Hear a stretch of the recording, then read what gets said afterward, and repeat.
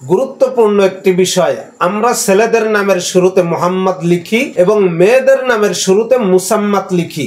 এটা কি জরুরি, নাকি লেখা উচিত, নাকি লেখা উচিত নয়, কোনটা আমরা করব, এটা আমাদের জানা দরকার।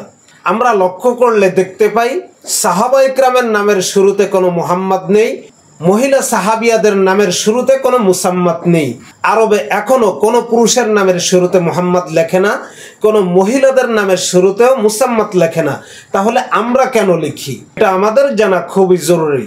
আসলে আমরা যে লিখি এর কারণ হচ্ছে 1757 খ্রিস্টাব্দে যখন এদেশে ব্রিটিশরা শাসন শুরু করে, তখন হিন্দু জমিদারদের প্রভাব বেড়ে যায়, হিন্দুদের প্রভাব বেড়ে যায় এবং হিন্দুরা জমিদারি পায়, আর মুসলমানরা বাস করে হিন্দু জমিদারদের তত্ত্বাবধানে আন্ডারে।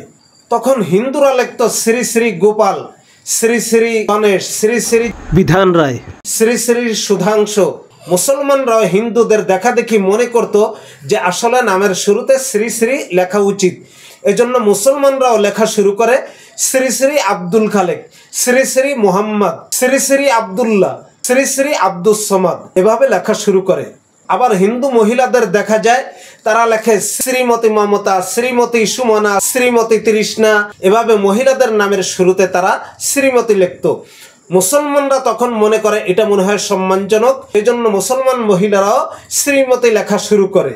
ওলামা ইকরাম দেখলেন যে আমাদের মুসলিম জাতিকে যদি নামের ক্ষেত্রে শ্রী শ্রী এবং শ্রীমতী থেকে রক্ষা করতে হয়, তাহলে আমাদের অন্য কিছু তাদের সামনে পেশ করতে হবে। ওলামা ইকরাম বললেন পুরুষের নামের শুরুতে মুহাম্মদ লিখতে হবে এবং মহিলাদের নামের শুরুতে মুসাম্মাত লিখতে হবে। তখন পুরুষরা নামের শুরুতে শ্রী শ্রী লেখা বাদ দেয় এবং মহিলারা নামের শুরুতে শ্রীমতী লেখা বাদ দেয়। এভাবেই আমাদের দেশে নামের শুরুতে মুহাম্মদ এবং মুসাম্মাত লেখার প্রচলন শুরু হয়ে যায়। সেই থেকে এখনও সেই নিয়ম চালু রয়েছে। তবে নামের শুরুতে মুহাম্মদ লেখা আর মুসাম্মাত লেখা এটা কোনো সুন্নাত বা কোরআন হাদিসের নির্দেশ এমন কিছু নয়, শুধু আমাদের ভারত উপমহাদেশের কালচার।